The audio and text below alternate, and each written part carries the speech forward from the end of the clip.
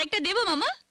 খাবার ব্যাপারে আমার না নেই, জানিস অঞ্জলি, ইয়ং বয়সে না একটা গোটা পাঠা একাই খেয়ে নিতে হয়। দুই ভাগনান ঘাড়ে বসে খাচ্ছ, লজ্জা করে না? ভালো খেতে হলে রোজগার করতে হয়। কত টাকা দাও সংসারে? কোনোদিন বাজার করেছো? শুধু খাই আর খাই। এসব কি কথা বলছিস তুই? না অঞ্জলি, টিয়া ঠিক কথাই বলেছে। আরে যার রোজগার করার মুরত নাই তার এত খিদে পাওয়া উচিত নয়। হ্যাঁ, ঠিক কথা বলেছে। এ কি মামা, তুই পাতে জল ঢেলে দিলে? আমার আর খিদে নাই জানিস, জানো টিয়া,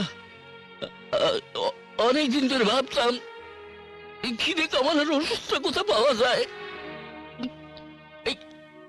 এই মুখ্য ওষুধটা যে তোমার কাছে ছিল, এটা আমার জানা ছিল না। আমার জানা ছিল না রে, আমার জানা ছিল না। মামা